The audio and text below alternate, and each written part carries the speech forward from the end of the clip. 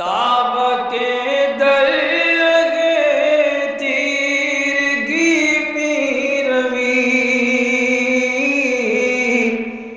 بہر توبہ درائے شباب غوی بشنو از گوش دل مثنبی مانوی در رہے صدق برتا مسمم شبی بشنو از گوش دل مثنبی مانوی در رہے صدق برتا مسمم شبی۔ بسم اللہ الرحمن الرحیم، الحمدللہ رب العالمین، والصلاة والسلام علی سیدنا و مولانا محمد سید الاولین والآخرین وعلی آلہ و اصحابہ اجمعین، اما بعد۔ گزشتہ کے درس میں شہزادے کے ایک بوڑھی عورت پر عاشق ہو جانے کا جو ذکر چل رہا تھا، اس کے حوالے سے یہ واقعہ پہنچا یہاں تک تھا کہ پتہ چلا کہ اس بڑھیا نے اس شہزادے پر جادو کر دیا ہے، اور پھر ایک خدا کا بندہ ملا جس نے اس کا پتہ چلایا اور اس جادو کے اثرات کو ختم کیا۔ اور جادو کے اثرات کو ختم ہو جانے کے بعد شہزادے کو اپنے آپ پر تعجب ہونے لگا کہ میں ایسی حرکت کیسے کر بیٹھا۔ اس حوالے سے مولانا روم نے بات بتائی تھی کہ دنیا بھی اسی جادوگرنی کی طرح ہے جو اپنے جادو کی پھونک سے لوگوں کے دلوں کو اپنا گرویدہ بنا لیتی ہے۔ لوگ جانتے ہیں کہ یہ دنیا بڑی خراب ہے، لیکن پھر بھی اسی کے پیچھے جاتے ہیں۔ دنیا کا نام ہی ایسے رکھا گیا ہے۔ دنیا کا مطلب عربی زبان کا لفظ ہے، دنیا بنا ہے دنی سے، اور دنی کہتے ہیں گھٹیا چیز کو۔ انتہائی گھٹیا چیز جو ہوتی ہے اس کو کہتے ہیں دنی، اور اس سے بنا ہے دنیا، یعنی انتہائی گھٹیا چیز جس کی کوئی ویلیو نہیں۔ دنیا میں سارے لوگ جانتے ہیں کہ ہر چیز دنیا کی عارضی ہے، فانی ہے، کوئی چیز دنیا میں انسان کو مستقلاً ملی ہی نہیں ہے، پھر بھی لوگ دنیا کے پیچھے بھاگتے رہتے ہیں۔ کئی لوگ تو ایسے ہوتے ہیں جن کو پتہ ہوتا ہے کہ دنیا خراب ہے، دنیا کے پیچھے نہیں جانا چاہیے، پھر بھی دنیا کے پیچھے جاتے رہتے ہیں۔ تو یہ کیوں ہوتا ہے؟ اسی لیے ہوتا ہے کہ دنیا نے اپنی جادو کا جو منتر ہے وہ پڑھ کے پھونک دیا ہے۔ تو مولانا روم کہتے ہیں کہ یہ دنیا میں جو لوگ ہیں، دنیا کے پیچھے بھاگنے والے، دراصل غفلت کا شکار ہیں، غفلت کی نیند سو رہے ہیں، اور نیند میں انسان کو پتہ نہیں چلتا کہ وہ کیا کر رہا ہے، کیا کرنا چاہیے، کیا نہیں کرنا چاہیے، احساس نہیں رہتا۔ تو جب تک غفلت ہوگی تب تک پتہ نہیں چلے گا۔ اس کی مثال دیتے ہوئے مختلف باتیں مولانا روم نے بیان کی تھی کہ کسی ایسے شخص کو تلاش کرو اپنی زندگی میں جو پتہ چلائے کہ تم دنیا کے جادو کے دم کرنے کا شکار ہو، اور پھر اس کا توڑ نکالے اور تم کو اس بڑھیا کے چنگل سے نکالے۔ دنیا کالے پانی کا دریا ہے، یہ تمہارے لیے زہر ہے اور تم اس کے پیچھے جا رہے ہو۔ دنیا چھوڑنا اگر تمہارے لیے دشوار ہے، اس کو چھوڑنا تمہارے لیے مشکل ہو رہا ہے، تو ابدالآباد زندگی اور اس کی ابدالآباد رہنے والی نعمتیں چھوڑنا تمہارے لیے کتنا مشکل ہوگا۔ تو ایسے اللہ والے کو تلاش کرو جو تم کو اس پھونک سے نجات دلائے۔ باوجود زال نایت انحلال، در شبی کا در براں پیر دلال۔ جب تک یہ بڑھیا ہوگی اور بڑھیا کا دم کرنا تمہارے اوپر کام کرتا رہے گا، وہ اثرات تمہارے اوپر سے ختم نہیں ہوں گے۔ یہ ناز اور ادا کے ساتھ چلنے والی بڑھیا تم کو اپنی جانب راغب کرتی ہی رہے گی۔ نئے کہ فرموداں سراج امتاں، این جہانو آں جہارا ذرتاں۔ یہاں تک ہم نے پڑھا تھا کہ اس سرتاج انبیاء سراج امتان صلی اللہ علیہ وسلم نے اسی لیے فرمایا تھا کہ الدنیا والآخرہ لذرتان، دنیا اور آخرت دونوں سوتنے ہیں، ایک کو خوش کریں گے دوسری ناراض ہو جائے گی، دوسرے کو خوش کریں گے پہلی ناراض ہو جائے گی۔ یہی کچھ ہوگا ان لوگوں کے ساتھ جو دنیا اور آخرت کی اس کشمکش میں ہیں۔ دنیا کو خوش کریں گے، آخرت ہاتھ سے جائے گی۔ دنیا حاصل کرنے کے پیچھے بھاگیں گے، آخرت ہاتھ سے جائے گی، اور آخرت حاصل کرنا چاہو گے دنیا نہیں ملنے والی۔ دنیا کو چھوڑیں گے تو آخرت ملے گی۔ پس وصال ای فراق آبود صحت ای تن سخام جاں بود۔ تو یاد رکھو کہ اس کا وصال اس کا فراق ہے، اس سے ملاقات اس سے جدائی ہے، اور اس سے جدائی اس سے ملاقات ہے۔ یہ جسم کی تندرستی، جسم کی طاقت اور جسم کی طرف اگر تم توجہ کرو گے تو یاد رکھو یہ تمہاری جان کی، یہ تمہاری روح کی بیماری ثابت ہوگا۔ جیسے دنیا اور آخرت ہے ویسے جسم اور روح بھی ہے۔ جسم پر ساری توجہ روح سے دور کر دے گی، روح پر توجہ کرنے والا جسم کی طرف توجہ کرتا ہی نہیں ہے۔ سخت می آیت فراق ای ممر، پس فراق آ مخرداں سخت تر۔ اور اس گزرگاہ کی، اس راستے کی جدائی اگر تمہیں سخت لگتی ہے، دنیا چھوڑنا اگر تمہیں بار لگتا ہے، دنیا سے کنارہ کرنا اگر تم کو مصیبت لگتی ہے، تو یاد رکھو جس کی کوئی حقیقت، کوئی ویلیو نہیں ہے، اس کو چھوڑنا اگر تمہیں بار لگے تو جو بہت قیمتی ہے اس کو چھوڑنا تمہیں کہاں سے خوش کرے گا؟ 10 روپے خرچ کرنا اگر تمہیں بار ہے تو 200 کروڑ خرچ کرنا تمہیں کہاں سے آسانی سے ہوگا؟ یہ بھی میں نے مثال کے لیے سمجھایا ہے، ورنہ دنیا اور آخرت میں اس سے بڑا تفاوت ہے۔ دنیا کو اگر 10 روپے مان لیا جائے تو 2000 کروڑ روپے اگر آخرت ہوں گے تب بھی یہ فرق صرف سمجھانے کے لیے ہے، اس سے بھی زیادہ کا فرق ہے۔ چون فراق نقش سخت آیت ترا، تاچ سخت آیت ز نقاش جدا۔ جب تجھے نقش کی جدائی برداشت نہیں ہو رہی ہے، محض ایک پینٹنگ ہے نا، دنیا محض ایک پینٹنگ، ایک نقش کی طرح ہے، ایک ڈیزائن کی طرح ہے۔ یا اس کو اور واضح طور پر اگر میں سمجھاؤں تو ایک پیپر کے اوپر آپ کے گھر کا ڈیزائن کسی آرکیٹیکٹ نے تیار کر کے دیا ہے، ایک پیپر کے اوپر ایک آرکیٹیکٹ نے ایک خوبصورت گھر کا نقشہ تیار کر کے آپ کو دیا ہے۔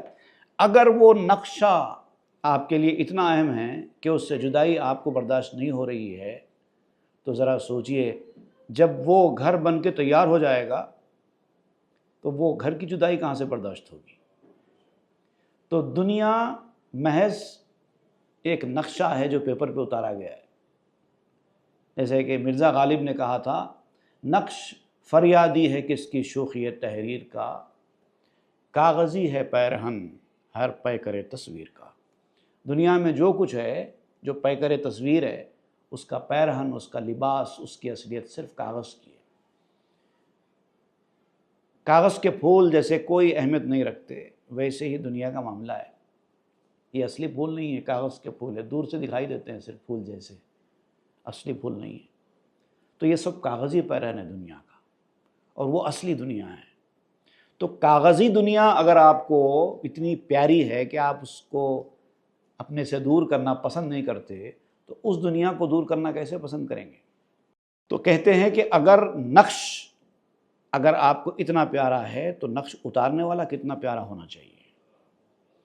اے کہ صبرت نیست از دنیا دوں، چون صبرست از خدا اے دوست چون۔ اے انسان کہ جو اس چھوٹی سی بیکار دنیا کو چھوڑنا تجھے گوارا نہیں ہے، تو صبر نہیں کر سکتا، تو دنیا بنانے والے سے دور جانا تجھے کیسے گوارا ہو سکتا ہے؟ کس طرح تجھے صبر آ سکتا ہے؟ تو غافل ہے نا، اس لیے تجھے اس کا اندازہ نہیں ہے، تو غفلت کی نیند سو رہا ہے۔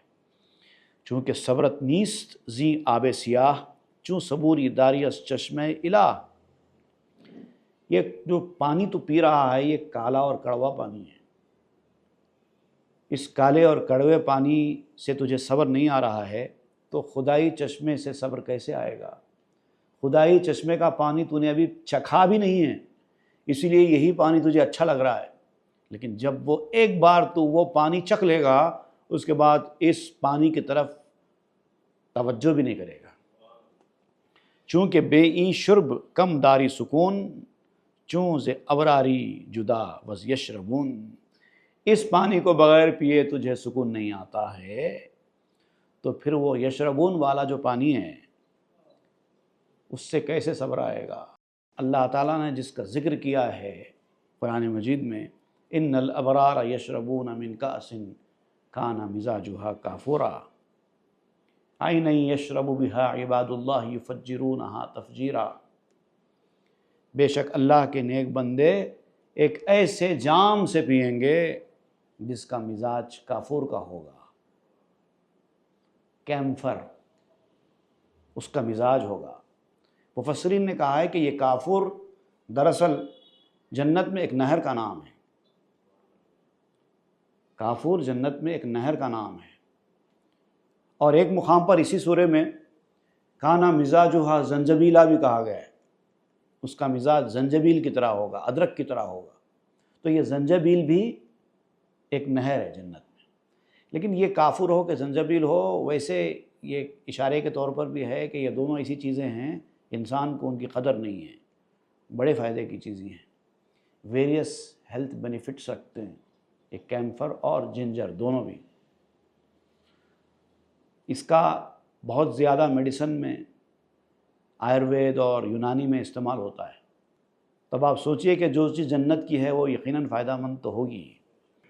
تو اس پانی جس کے بارے میں کہا گیا ہے کأسن کانا مزاجھا کافورا، وہ جنتیوں کو جو پانی ملے گا، اگر اس پانی کا ایک گھونٹ بھی اگر تم چکھ لو تو پھر یہ پانی تمہیں بالکل گوارا نہیں ہوگا، اور ایسے پانی کی طرف تم بھاگے جا رہے ہو، اس سے صبر نہیں ہے۔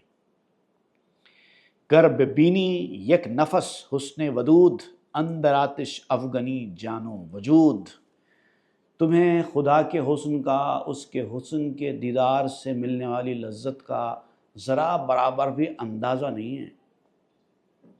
تمہارے لیے سب ایک غیب کی دنیا ہے۔ ایک بار خدا کے جلوے کا دیدار اگر تم کو ہو جائے تو تمہیں پتہ چلے گا کہ وہ دیدار کیسی لذتوں والا ہے، اس کے بعد تم کو ایک لمحہ بھی اس کے دیدار کے بغیر گوارا نہیں ہوگا۔ اگر اس کے دیدار کی ایک جھلک پانے کے لیے اگر تم کو کہا جائے کہ تم اپنی جان آگ میں ڈال دو، کود جاؤ، تو تم کود جانا تیار ہو جاؤ گے، اپنے آپ کو آگ میں پھینکنے کے لیے تیار ہو جاؤ گے، ایک لمحے کے دیدار کے لیے۔ صرف اس قدر لذت والی چیز ہے۔ جیفا بینی بعد ازاں ای شربرا چوں ببینی کرو فرو قربرا۔ اس کے بعد، وہ شراب پینے کے بعد، وہ جام پینے کے بعد، اس کا ایک گھونٹ چکھنے کے بعد، اس دنیا کی میٹھی سے میٹھی اور مزیدار سے مزیدار چیز بھی اگر تم کو لا کر دی جائے تو تم اس کو پینا بھی گوارا نہیں کرو گے۔ جب تم خدا کی شان و شوکت، اس کا قرب، اس کے دیدار کی لذت اگر تم کو مل جائے گی تو دنیا میں تمہارا ایک لمحے کے لیے بھی دل نہیں لگے گا۔ ہم چو شہزادہ رسی در یار خیش پس بروں آری ز پاتو خار خیش۔ لیکن اس شہزادے کی طرح تم کو چاہیے کہ اپنے دوست تک پہنچ جائے۔ تمہارا حقیقی جو محبوب ہے، دنیا پھونک کر اپنی طرف تم کو راغب کر رہی ہے، تمہارے حقیقی محبوب سے دور کر رہی ہے، لیکن جب وہ پھونک کا اثر ختم ہوگا تو پھر تم اپنے محبوب کی طرف ایسے راغب ہوں گے کہ اس بڑھیا کا تذکرہ بھی کرنے کے لیے کہا جائے تو تم کرنے تیار نہیں ہوگے۔ تم اپنے کانٹے کو پاؤں سے نکال دو گے، یہ کانٹا ہے تمہارے لیے۔ جہد کن در بے خودی خود را بے آپ زود تر اللہ عالم بالصواب۔ اب یہ جو تمہاری زندگی ہے، تمہارا وجود ہے، تم سمجھتے ہو کہ یہ اصلی وجود ہے، نہیں ہے۔ جب تک تم اپنے اس وجود کو فنا نہیں کرو گے، جب تک تمہاری خود کی اصلیت تمہارے اوپر نہیں کھلے گی۔ خود کو فنا کرو تو خود کو پاؤ۔ ابھی تم خود تمہارے اندر چھپے ہوئے، تم کو خود نہیں پتا کہ تم کون ہو، کہاں سے آئے ہو، کیا کرنے والے ہو، تمہاری حقیقت کیا ہے، تمہاری اصلیت کیا ہے، نہیں پتا ہے کچھ۔ ایک حدیث بھی بیان کی جاتی ہے، غالباً یہ مولا علی شیر خدا رضی اللہ عنہ کا فرمان ہے، من عرف نفسہ فقد عرف ربہ۔ جس نے اپنے آپ کو پہچان لیا حقیقی معنی میں، اس نے اللہ کو پہچان لیا۔ کوئی بھی اپنے آپ کو نہیں پہچانتا ہے۔ جب آپ سے کہا جائے کہ آپ کون ہیں تو زیادہ سے زیادہ کیا کہیں گے آپ؟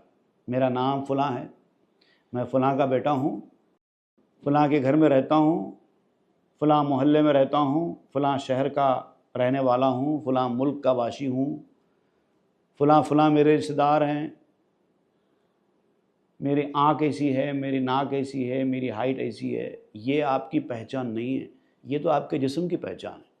آپ تو اندر ہے، جسم آپ نہیں ہیں۔ تو آپ کی پہچان کیا ہے؟ آپ کون ہیں؟ آپ کو خود نہیں پتہ ہے، اور جس دن پتہ چل جائے گا اس وقت اللہ کی پہچان بھی حاصل ہو جائے گی۔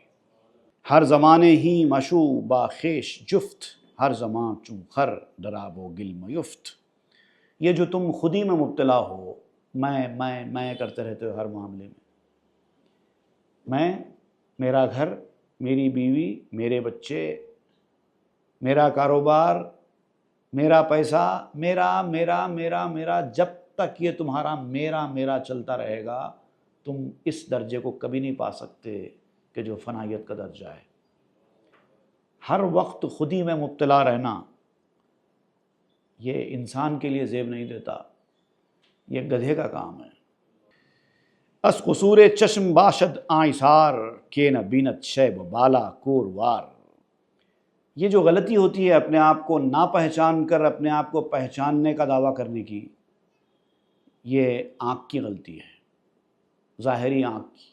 تم نے ہر چیز کو اپنی اس آنکھ سے دیکھنے کا جو طریقہ اختیار کر رکھا ہے اس کی وجہ سے دھوکہ ہو رہا ہے۔ آنکھ ہر چیز نہیں دکھاتی، سامنے والے کی ہر چیز نہیں دکھاتی تو خود کی کہاں سے دکھائے گی؟ ایک آدمی آپ کے سامنے آ کے بیٹھا، چکنی چپڑی باتیں کرتا رہا آپ کے سامنے، آپ نے اس کو شریف سمجھ لیا۔ ایسا کئی بار نہیں ہوتا ہے، وہ دھوکہ دے کر چلا جاتا ہے کیونکہ آپ نے اس کو پہچانا ہی نہیں ہے۔ ظاہر پر نظر کی، ظاہر کی آنکھوں سے دیکھا، اس لیے دھوکے میں آ گئے۔ بہت سارے لوگ ایسے ہوتے ہیں جن کا حلیہ بڑا شریف ہوتا ہے، لوگ ان کو دیکھ کر سمجھتے ہیں کہ یہ بدماش آدمی ہو ہی نہیں سکتا، دیکھو کیا نورانیت اس کے چہرے پر ٹپک رہی ہے، کیسا اچھا لباس پہن کر کیسی اچھی اچھی باتیں کر رہا ہے۔ تو دراصل یہ نورانیت نہیں ہے، نورانیت تو اندر کی چیز ہے، ظاہر بھی ہوتی ہے لیکن نورانیت کو دیکھنے والی نظر ہونا چاہیے۔ ہر آدمی نورانیت کو نہیں دیکھ سکتا، اور جو ظاہر کو دیکھ کر نورانیت کا فیصلہ کر دیتا ہے وہ دھوکہ کھا جاتا ہے۔ تو یہ لغزش، یہ قصور، یہ غلطی آنکھ سے ہوتی ہے، کیونکہ آنکھ ایک لمیٹڈ سائٹ رکھتی ہے، وہ نشیب و فراز کو، اتار چڑھاؤ کو نہیں دیکھ سکتی، بالکل اندھے کی طرح۔ اندھا جس طرح ہر چیز نہیں دیکھ سکتا، ویسے آپ کی آنکھ بھی، ظاہری آنکھ بھی ہر چیز نہیں دیکھ سکتی، اس کی اپنے لمٹس ہیں۔ وہ لمٹ ہی دیکھے گی اور وہ بھی اتنا ہی دیکھے گی جتنا اس کو دکھائی دیتا ہے، اصلیت نہیں دکھائے گی۔ کسی انسان کی اصلیت آپ اپنی آنکھ سے نہیں دیکھ سکتے، یہ بات ذہن میں رکھیے۔ بوئے پیراہان یوسف کن سند، زاں کے بوئے چشم روشن می کند۔ آنکھ کس کو کہتے ہیں؟ اگر آپ کو اس کی سند جاننا ہے تو یوسف علیہ السلام کے لباس کے واقعے کی طرف نظر کرو۔ یعقوب علیہ السلام نے میلوں دور سے یوسف کے لباس کی وجہ سے، اس سے نکلنے والی خوشبو سے کہہ دیا تھا کہ مجھے یوسف کی خوشبو آ رہی ہے۔ وہ اتنی دور سے خوشبو کیسے آ سکتی ہے؟ اور یہ جو خوشبو تھی، اس خوشبو سے یعقوب علیہ السلام کی آنکھیں روشن ہو رہی تھی آہستہ آہستہ۔ اسی لیے آپ نے کہا کہ یہ میریکل یوسف ہی کی وجہ سے ہو سکتا ہے۔ تو یہ کون سی نظر تھی، یہ کون سی ناک تھی جو میلوں دور سے یوسف کے پیراہن کی خوشبو سونگھ رہی تھی؟ یہ ہے اصلی نظر۔ صورت پنہان و آن نور جبیں، کردہ چشم انبیاء را دور میں۔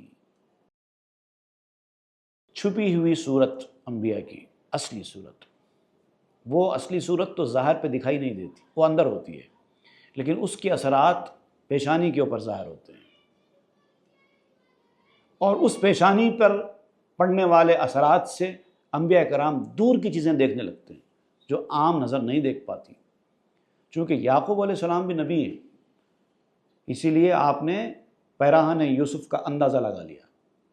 یہ وہ نگاہ ان کو حاصل تھی جو ایک عام انسان کو حاصل نہیں ہوتی. نور آں رخسار برہانت زنار ہی مشوقان بے نور مستعار. وہ چہرے کے اوپر جو نور ہوتا نا، خدائی نور، وہ نور نار سے نجات دلانے والا ہوتا ہے. یہ جو آنکھوں کے اندر، جو ظاہری آنکھ کے اندر جو نور ہے ہمارا، جو روشنی ہے جس سے ہم دیکھ رہے ہیں، یہ آنکھ سے نجات دلانے والا نور نہیں ہے. اگر یہ نور آنکھ سے نجات دلانے والا ہوتا تو یہ نور رکھنے والے لوگ کبھی آگ میں نہیں جلتے. نور، اصلی نور وہی ہوتا ہے جو نار سے نجات دلائے، اور یہ مستقل نور ہوتا ہے. جو ظاہری نور ہے، جو آنکھ سے نجات نہیں دلاتا، وہ عارضی نور ہے. لیکن جو آنکھ سے نجات دلانے والا نور ہے، وہ مستقل نور ہوتا ہے. تو عارضی نور حاصل کر کے خوش مت ہو جاؤ، مستقل نور کو حاصل کرنے کی کوشش میں لگ جاؤ. چشم را ای نور حالی بھی کنت، چشم عقل و روح را گرگی کنت.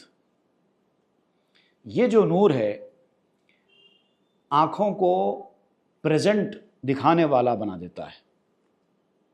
جو پریزنٹ دیکھنے والی نظر ہوتی ہے نا، وہ یہ نور رکھتی ہے. روح اور عقل کا جو آنکھ ہے، اس آنکھ میں فٹ نہیں ہوتی. جسم کی جو آنکھ ہے، جو ظاہری نور دکھاتی ہے، وہ خالی حال کو دکھاتی ہے، جو سامنے ہے وہی دکھاتی ہے. اور یہ جو نظر ہے، یہ جو نگاہ ہے، وہ اس نگاہ کے لیے جو باطن کو دکھانے والی ہے، جو آگے کی نظر ہے، اس نظر کے لیے نقصان دہ ثابت ہوتی ہے. ظاہر کا دیکھنا، ظاہری نور کی طرف توجہ کرنا، باطنی دیکھنے اور باطنی نور کی طرف انسان کو جانے سے روک دیتا ہے، اس میں رکاوٹ بن جاتا ہے. گرگی کہتے ہیں اصل میں خارش کو، آنکھ کے اندر خارش پیدا کر دیتا ہے، اسکیبی آئیز بنا دیتا ہے، کرسٹی آئیز بنا دیتا ہے. تو ظاہری آنکھ کے اندر جو نور ہے، جو بصارت ہے، وہ اصلی نہیں ہے. ویسی بصارت، ویسی نگاہ تو جانوروں کے پاس بھی ہے. انسان کی کیا خصوصیت ہے؟ صورتش نورست در تحقیق نار، گرزیا خواہی دو دستس و بدار.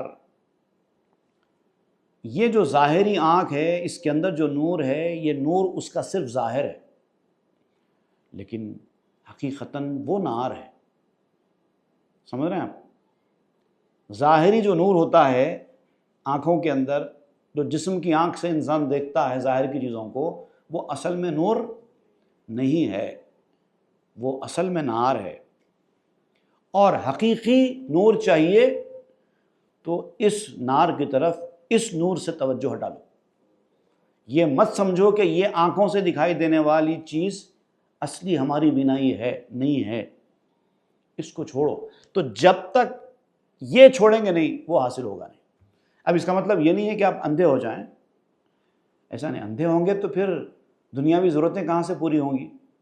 خود عبادت، ریاضت کے لیے، تلاوت قرآن کے لیے اور بہت ساری چیزوں کے لیے آپ کو ظاہری نور بھی درکار ہوتا ہے. ترک کرنے سے مراد کیا ہے؟ مراد یہ ہے کہ اس کو اصلی نور نہ سمجھا جائے، یہ نظر کو اصلی نظر نہ سمجھا جائے، اور اس کی طرف اپنی توجہ ساری کی ساری نہ رکھی جائے. اس کو حاصل کرنے کی کوشش میں لگ جانا چاہیے. دم بدم در رو فتد ہر جا روت، دیدہ و جانے کے حالی بی بود. اور یہ جو ظاہری نظر ہے، جہاں بھی جاتی ہے اوندھی گرتی ہے، کیونکہ یہ اصلیت نہیں دکھاتی. جو دکھائی دے رہا ہے ظاہر میں، وہی دکھاتی ہے. اور ایسے لوگ جو ظاہر پر بھروسہ کر کے، ظاہری نگاہ پر بھروسہ کر کے بڑے بڑے فیصلے لے لیتے ہیں، وہ آخر میں پریشان ہوتے ہیں. ظاہر دیکھنے والی آنکھ ظاہر ہی دکھائے گی، باطن نہیں دکھائے گی، اصلیت نہیں دکھائے گی. تو اصلیت دیکھنے والی آنکھ پیدا کرو، اس کی طرف توجہ کرو. دور بینت دور بینے بے ہنر، ہم چنا کے دور دیدن خواب در. ایسی نگاہ جس کے اندر دور بینی نہیں ہے، دور کا دیکھنے والا آلہ نہیں ہے اس کی آنکھ، تو وہ بے ہنر ہے، بیکار ہے۔ ایسے آدمی کا دیکھنا بالکل ایسا ہوتا ہے جیسے کوئی خواب دیکھ رہا ہو۔ تو خواب میں جو کچھ آدمی دیکھتا ہے وہ اصلیت تھوڑی ہوتی ہے، دیکھتا تو ہے مگر آپ نے کسی دوست کو دیکھا خواب میں کہ وہ لا کر آپ کو تحفے تحائف دے رہا ہے، آپ بہت خوش ہو گئے، ایک دوست نے مجھے اتنے تحفے دیے، خوشی خوشی نیند سے اٹھے، پتہ چلا نہ دوست ہے نہ تحفہ ہے، ہاتھ خالی فتح خان، جیسا سوئے تھے ویسے اٹھیں، وہ ہے۔ تو وہ نظر جو خواب کی نظر ہے اس کو اصلی نظر نہیں کہیں گے نا، ویسے ہی دنیا میں جو آپ کی نظر ہے جو ظاہر دکھا رہی ہے وہ بھی اصلی نظر اصلی نور نہیں ہے۔ خفت باشی بر لب جو خشک لب، می دوی سوئے سراب اندر طلب۔ تمہاری مثال بالکل ایسی ہے جیسے تم دریا کے کنارے پر سوئے ہوئے ہو، ایک بہت ہی اچھے اور صاف شفاف مزیدار پانی کا دریا ہے، اس دریا کے آس پاس میں تم سوئے ہوئے ہو اور نیند میں شدت کی پیاس لگی ہے، تو شدت کی پیاس سے تم نیند سے اٹھ گئے اور اب خواہش ہے کہ میں پانی پیوں، لیکن تمہیں پتہ نہیں ہے کہ پاس میں دریا ہے، خبر نہیں ہے کہ جہاں میں سو رہا ہوں اس کے پاس میں ہی ایک میٹھے پانی کا اچھا دریا ہے، آرام سے میں اٹھ کے جا کے وہاں پر اپنی پیاس بجھا سکتا ہوں، پتہ ہی نہیں ہے۔ سیدھا اٹھتے ہیں نیند میں سے، اٹھ کے دور پانی کی تلاش میں نکل پڑتے ہیں، تو وہاں پر آپ کو ایک دور پانی دکھائی دیتا ہے اور دوڑ کر اس پانی کی طرف جاتے ہیں، تو جیسے جیسے آگے بڑھتے جاتے ہیں پانی اور دور ہوتا چلا جاتا ہے اور دور ہوتا چلا جاتا ہے، اصل میں وہ پانی تھا ہی نہیں، وہ تو ریت پر پڑنے والی سورج کی روشنی اس کی وجہ سے آپ کو پانی کی طرح دکھائی دے رہا تھا، اس کو کہتے ہیں سراب، مراج، ایک آپٹیکل فینومینن ہے جو صرف دکھائی دیتا ہے، ایلیوژن ہے، اور جیسے جیسے آپ اس کی طرف جاتے جائیں گے ویسے ویسے وہ آپ سے دور ہوتا چلا جائے گا، وہ پانی تو آپ کو کبھی ملنے والا ہے ہی نہیں، کیونکہ پانی ہے ہی نہیں، صرف آپ کو دور سے دکھ رہا ہے پانی جیسا کچھ سورج کی روشنی کی وجہ سے۔ آج بھی آپ جائیے کسی ایسے مقامات پر، دور دراز مقامات پر، آپ کو ایسا منظر برابر دکھائی دے گا، سورج کی روشنی جب زمین پر پڑے گی تو آپ کو ایسا دکھے گا دور سے کہ کوئی پانی ہے،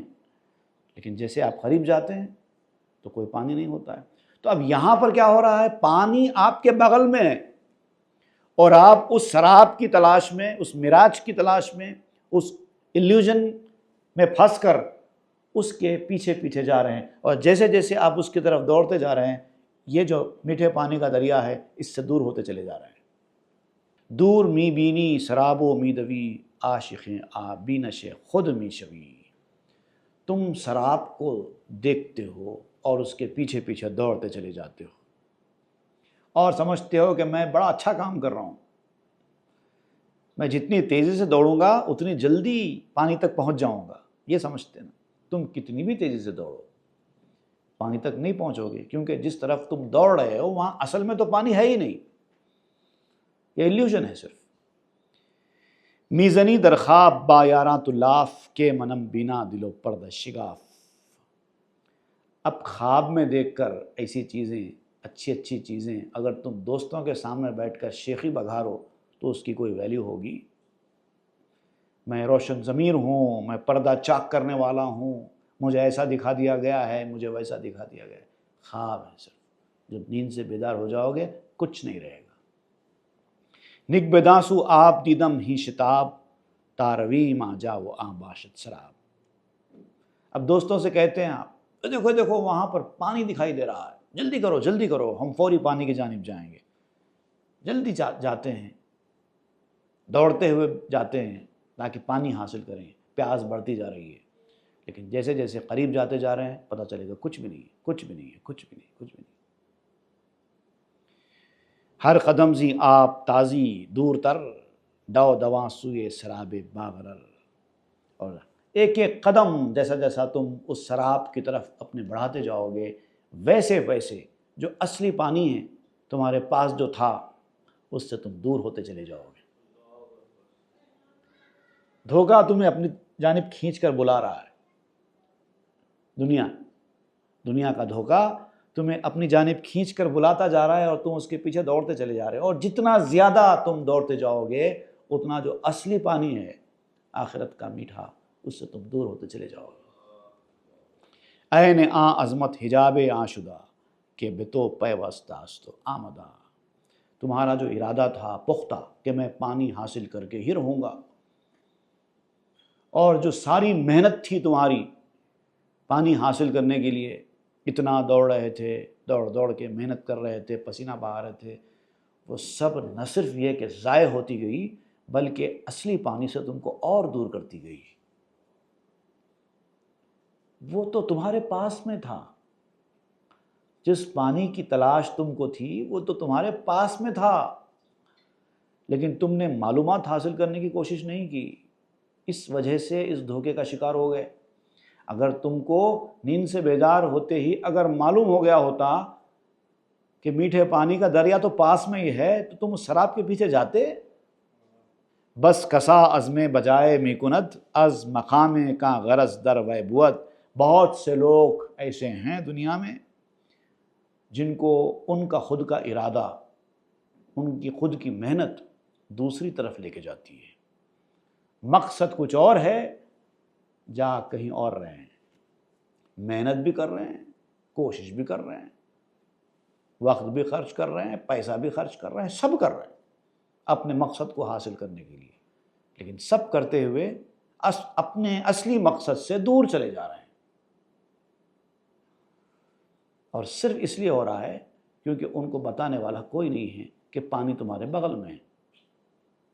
اور اللہ تعالیٰ نے واضح فرما دیا ہے قرآن مجید میں، اس کا ذکر بعد میں مولانا روم کریں گے، وَنَحْنُ أَقْرَبُ إِلَيْهِ مِنْ حَبْلِ الْوَرِيدِ، اور ہم انسان کے شہ رگ سے بھی زیادہ قریب ہیں،